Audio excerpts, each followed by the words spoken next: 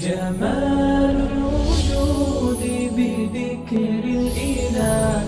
وتصفو الحياة بنور هداه.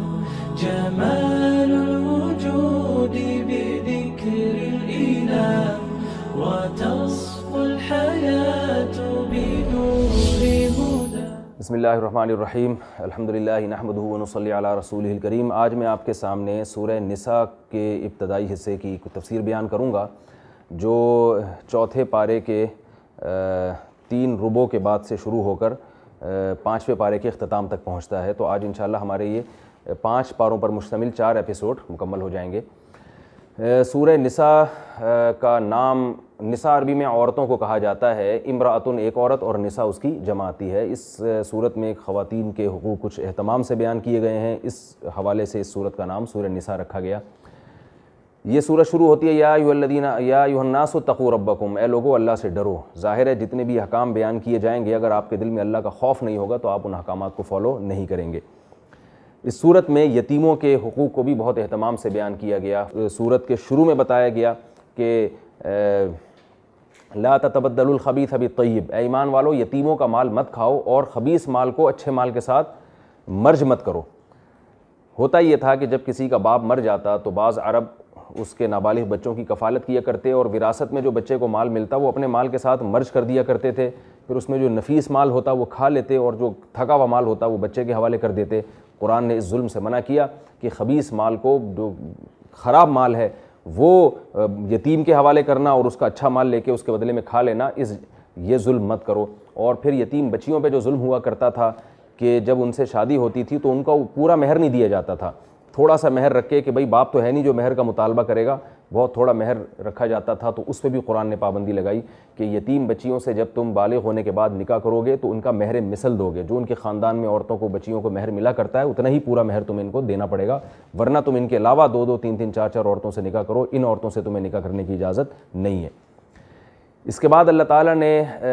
بیان کیا کہ وآتوا النساء صدقاتہن نحلہ، اپنی بیویوں سے کو جب کسی عورت سے نکاح ہوا کرے تو ان عورتوں کو ان کا مہر پورا دے دیا کرو اور ان کی طیب خاطر کے بغیر وہ مہر بھی تمہارے لیے حلال نہیں ہے. وراثت میں یہ اصول تھا کہ عورتوں کو حصہ نہیں ملا کرتا تھا. اللہ نے اس ظلم کو ختم کیا اور فرمایا للرجال نصیب مما ترک الوالدان والاقربون وللنساء نصیب مما ترک الوالدان والاقربون. فرمایا والدین جو کچھ چھوڑ کر جائیں گے، رشتہ دار جو کچھ چھوڑ کر جائیں گے اس میں مردوں کو بھی حصہ ملے گا اور مردوں کے ساتھ ساتھ عورت کو بھی وراثت میں حصہ ملے گا. تو اس طرح سے اسلام میں پہلی مرتبہ، یعنی اس وقت کی تاریخ میں، اس وقت کی جو ہسٹری آپ اٹھا کے دیکھیں تو دنیا کی پہلی قوم تھی مسلمان جنہوں نے عورتوں کو وراثت میں باقاعدہ حصہ دینا شروع کیا، اور وہ قرآن کی ان آیات پر عمل پیرا ہونے کی وجہ سے.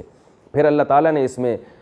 بتایا کہ یتیموں کی وراثت مت کھایا کرو اور اس کو بہت بڑا ظلم قرار دیا. فرمایا ان الذین یأکلون اموال الیتامی ظلما انما یأکلون فی بطونہم نارا. یتیم بچہ ہو یا بچی ہو، جو بھی بڑا بھائی ہو یا چچا ماموں رشتہ دار، جو بھی اس کے بچپنے سے فائدہ اٹھا کر اس کی وراثت کو کھائیں گے تو اللہ فرماتے ہیں کھاؤ، جتنا کھا رہے ہو یہ جہنم کے انگارے ہیں جو تم اپنے پیٹ میں اتار رہے ہو. اور اللہ نے فرمایا وَلْيَخْشَ الَّذِينَ لَوْ تَرَكُوا مِنْ خَلْفِهِمْ ذُرِّيَّةً ضِعَافًا خَافُوا عَلَيْهِمْ. فرمایا دیکھو تم اگر مر جاؤ اور تمہارے چھوٹے چھوٹے بچے ہوں تو تم کیا چاہو گے کہ میرے بچوں کے ساتھ اچھا سلوک ہو؟ کیا تم یہ برداشت کرو گے کہ تمہارے بچوں کی وراثت تمہارے رشتہ دار کھا جائیں؟ تو جیسے تم یہ چاہتے ہو کہ میرے بچوں کے ساتھ میرے خاندان والے اچھا سلوک کریں تو تمہارے خاندان کا کوئی فرد اگر فوت ہوتا ہے تو اس کے بھی یتیم بچوں کے ساتھ اچھا سلوک کیا کرو، ان کی کفالت کیا کرو، ان کا مال مت کھاؤ بلکہ خود ان پہ خرچ کیا کرو. یہ حکام اللہ نے بیان کیے. پھر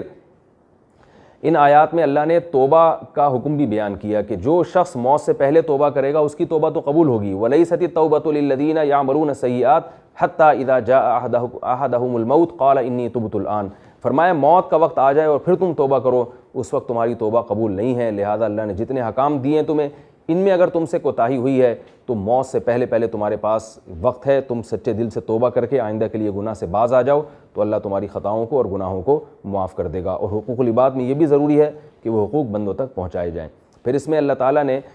خواتین کے حقوق سے متعلق ایک بہت اہم حکم دیا کہ عورت ایک صنف نازک ہے، اکثر اس کا مال کھا لیا جاتا ہے، وراثت کا مال ہو، مہر کا مال ہو، یا اس سے کسی بھی طرح سے مال ہڑپ کر لیتے تھے مرد. ہمیشہ سے یہ دستور رہا ہے. اللہ نے فرمایا یا ایھا الذین آمنوا لا یحل لکم ان ترثوا النساء کرہا، اے ایمان والو تمہارے لیے حلال نہیں ہے کہ تم عورت کا مال زبردستی کھا جاؤ، یہ بہت بڑا جرم ہے. عورت کا مال کھانے پر بھی پابندی، اور اس آیت کی دوسری تفسیر کی گئی ہے کہ عورت کو بھی وراثت کی طرح ایک پراپرٹی سمجھا جاتا تھا، ایک ملکیت سمجھا جاتا تھا، یعنی ایک شخص کے مرنے کے بعد پھر خاندان میں عورت تقسیم ہوتی تھی کہ فلاں سے اس کی زبردستی شادی ہوگی، تو بتایا کہ نہیں، عورت کوئی مال وراثت نہیں ہے، اس کی مرضی کے بغیر نکاح نہیں ہو سکتا، زبردستی تم اس کے وارث نہیں بن سکتے، یہ بھی ایک تفسیر کی گئی ہے اس کی۔ اور پھر عاشروہن بالمعروف، بیوی کے ساتھ اچھا سلوک کا حکم دیا، فرمایا ان عورتوں سے تم بھلے طریقے سے پیش آؤ، اگر تمہیں ان کی کوئی چیز بری لگے گی فَإِن كَرِهْتُمُوهُنَّ فَعَسَىٰ أَن تَكْرَهُوا شَيْئًا وَيَجْعَلَ اللَّهُ فِيهِ خَيْرًا كَثِيرًا، تو بہت سی چیزیں ایسی ہوتی ہیں جس سے تمہیں نفرت ہوتی ہے، وقتی تمہیں ناپسندیدگی ہوتی ہے، لیکن اللہ تمہارے لیے اس میں بہت ساری خیریں رکھ دیتے ہیں۔ تو جہاں تمہاری زوجہ میں کچھ عیوب ہیں تو بہت ساری اس میں خوبیاں بھی ہوں گی، ان خوبیوں کو دیکھ کر نبھانے کی کوشش کرو اور ان کے ساتھ اچھے سلوک کی کوشش کرو۔ اسی طرح اللہ تعالیٰ نے نکاح کے معاملے میں اخلاقیات پر مشتمل بہت سے احکام دیے، فرمایا وَلَا تَنْكِحُوا مَا نَكَحَ آبَاؤُكُم مِّنَ النِّسَاءِ، تمہارے والد جس عورت سے نکاح کریں تو تم اس سے نکاح نہیں کر سکتے۔ یہ بڑی بے شرمی کی بات ہے کہ باپ کے مرنے کے بعد اپنے باپ کی بیوی سے آپ نکاح کر لیں، چاہے وہ آپ کی ماں نہ بھی ہو، لیکن ایک اس سے بزرگ اور مقدس رشتہ قائم ہو چکا ہے، لہذا اب تمہیں اس سے نکاح کی اجازت نہیں۔ اس کے علاوہ بھی بہت سی عورتیں جن سے تمہیں نکاح کی اجازت نہیں، حرمت علیکم امہاتکم وبناتکم واخواتکم وعماتکم وخالاتکم، پوری فہرست اللہ نے بیان کی، تمہاری مائیں حرام، تمہاری بیٹیاں حرام، تمہاری بہنیں حرام، اور وہ مائیں جنہوں نے تمہیں دودھ پلایا ہو، اسی طرح تمہاری بیوی کی ماں، اسی طرح تمہاری بھتیجیاں، تمہاری بھانجیاں، تمہاری پھوپھیاں، تمہاری خالائیں، اسی طرح وہ تمہاری بیوی کی وہ بیٹی یعنی جس کو سوتیلی بیٹی کہا جاتا ہے، اسی طرح دو عورتوں کو ایک نکاح میں جمع کرنا، یہ تمام صورتیں تم پر حرام کی گئی ہیں۔ وَأُحِلَّ لَكُم مَّا وَرَاءَ ذَلِكُم، یہ عورتیں تو حرام ہیں لیکن ان کے علاوہ عورتیں، ان سے نکاح تمہارے لیے حلال قرار دیا گیا۔ أَن تَبْتَغُوا بِأَمْوَالِكُم مُحْصِنِينَ غَيْرَ مُسَافِحِينَ، لیکن نکاح ہو صرف دوستیاں لگا کے چھوڑنا مقصد نہ ہو، اگر تم دوستیاں لگا کے ان سے اپنی خواہش پوری کرو گے تو یہ حرام ہے۔ تو اس میں متع جو ٹیمپریری نکاح ہے اس کو بھی حرام قرار دیا گیا، اور عورتوں سے دوستی کو بھی حرام قرار دیا گیا، اور ایک راستہ بیان کیا گیا کہ صرف نکاح کا راستہ ہے عورت تک پہنچنے کے لیے۔ پھر انہی آیات میں اللہ تعالیٰ نے جو لوگوں کو مختلف مراتب دیے ہیں تو حسد اور جیلسی کا دروازہ بند کر دیا، فرمایا وَلَا تَتَمَنَّوْا مَا فَضَّلَ اللَّهُ بِهِ بَعْضَكُمْ عَلَىٰ بَعْضٍ، تمہیں معاشرے میں ایسے لوگ نظر آئیں گے جن میں گاڈ گفٹڈ صلاحیتیں ہیں، تو جن کو وہ صلاحیتیں نہیں ملیں یا وہ نعمت نہیں ملی تو وہ ان گاڈ گفٹڈ صلاحیتوں والے اشخاص کو دیکھ کر حسد نہ کریں، بلکہ جو اللہ نے کسی کو کسی پر فضیلت دی ہے تو اس فضیلت کی تمنا مت کرو، بلکہ اپنی آخرت کی فکر کی تیاری میں لگے رہو۔ کسی کو اللہ نے مرد بنایا، کسی کو عورت بنایا، کسی کو خوبصورت، کسی کو بدصورت، کسی کو ذہین، کسی کو بے وقوف، تو یہ ساری چیزیں کچھ گاڈ گفٹڈ ہوتی ہیں، کچھ انسان کی اپنی اختیاری ہوتی ہیں۔ تو جو چیزیں اللہ نے بندوں میں تقسیم کر دی ہیں، جو فضل اللہ نے کسی کو دیا، کسی کو دولت دے دی، کسی کو غریب بنایا، تو جس پر اللہ نے اپنا کوئی خاص فضل کیا ہو تو دوسرا آدمی اس کو دیکھ کر حسد میں مبتلا نہ ہو، جیلسی مت کرے، بلکہ یہ سمجھے کہ اللہ کی دین ہے، جس کو چاہے اللہ عطا کرتا ہے، مجھے اپنی آخرت کی فکر میں لگنا چاہیے۔ پھر اس میں اللہ نے یہ بھی بتایا الرجال قوامون علی النساء، مسلم معاشرے میں مرد عورت پر حاکم ہوگا، بئی معنی کہ وہ گھر کا سربراہ ہوگا، گھر میں مرد کی چلے گی، اور بہترین عورت وہ ہے فالصالحات قانتات، بہترین عورت وہ ہے جو اپنے شوہر کی اطاعت کرتی ہے۔ اس میں بتایا کہ مرد حقوق تو ادا کرے گا مگر اور عورت بھی حقوق ادا کرے گی، حقوق میں تو دونوں برابر ہیں، مگر بہرحال سپیریئر مرد ہے، گھر کا سربراہ وہ مرد ہے۔ آگے اللہ نے بتایا کہ اگر میاں بیوی میں اختلافات ہو جائیں اور وہ حل ہونے کا نام نہ لے رہے ہوں تو ان کو حل کرنے کا طریقہ کیا ہے، فبعثوا حکما من اہلہ وحکما من اہلہا، مرد کے خاندان کا بھی ایک مرد اور عورت کے خاندان کا بھی ایک مرد، وہ بیٹھ کے صلح کی کوشش کریں، اگر یہ دونوں نبھا چاہتے ہوں گے تو اللہ ان کے درمیان صلح کروا دے گا۔ اس میں بتایا اگر یہ چاہتے ہی نہیں ہیں، دونوں نہیں چاہتے، یہ دونوں میں سے ایک نہیں رہنا چاہتا، پھر ظاہر ہے یہ نبھا نہیں ہو سکتا۔ اور پھر انہی آیات میں اللہ تعالیٰ نے قتل خطا کا کفارہ بھی بیان کیا ہے کہ اگر کسی انسان سے کسی مسلمان کا غلطی سے قتل ہو جائے، جیسے ایکسیڈنٹ میں ہو جاتا ہے، تو اس کا کفارہ بیان کیا گیا ہے کہ دیت بھی دینی پڑے گی اور 60 روزوں کا لگاتار کفارہ بھی رکھنا پڑے گا۔ افسوس کے ساتھ کہنا پڑتا ہے آج بھی یہ حکم ہمارے معاشرے میں ختم ہو گیا، آئے دن آپ سڑکوں پہ دیکھتے ہیں حادثات ہوتے ہیں، تو دیت کا تو پھر بھی کسی نہ کسی درجے میں کچھ ٹوٹا پھوٹا لنگڑا لولا سا قانون چل رہا ہے، 60 روزوں کے کفارے پر میں نے نہیں دیکھا کہ کوئی یہ عمل کرتا ہو۔ تو یہ اللہ کی طرف سے سزا ہے کہ اگر تم نے جان کر قتل نہیں کیا، کسی مسٹیک کی وجہ سے قتل ہوا ہے، تو بھی 60 روزے لگاتار آپ کو رکھنے پڑیں گے، یہ بطور سزا کے۔ پھر اسی صورت میں اللہ تعالیٰ نے بتایا لا خیر فی کثیر من نجواہم، کہ لوگوں کی اکثر سرگوشیوں میں خیر نہیں ہوتی، اس لیے اللہ نے حکم دیا الا من امر بصدقۃ او معروف او اصلاح بین الناس، کہ آپس میں جب سرگوشی کیا کرو تو بھلائی کی بات، صدقات و خیرات کی بات، اور لوگوں کو جوڑنے کی بات کیا کرو. اور بتایا وَمَن يَفْعَلْ ذَلِكَ ابْتِغَاءَ مَرْضَاتِ اللَّهِ فَسَوْفَ نُؤْتِيهِ أَجْرًا عَظِيمًا, جو بھی لوگوں کے جوڑ کی بات کرے گا اللہ کو راضی کرنے کے لیے تو اللہ اسے اپنے خزانوں سے بہت بڑا اجر عطا کرے گا. اس کے بعد اللہ تعالیٰ نے حکم دیا کہ کونوا قوامین بالقسط شہداء للہ, جب بھی گواہی دو تو انصاف کے ساتھ دو, ولو علی الوالدین, اگرچہ وہ تمہارے والدین کے خلاف ہی کیوں نہ ہو.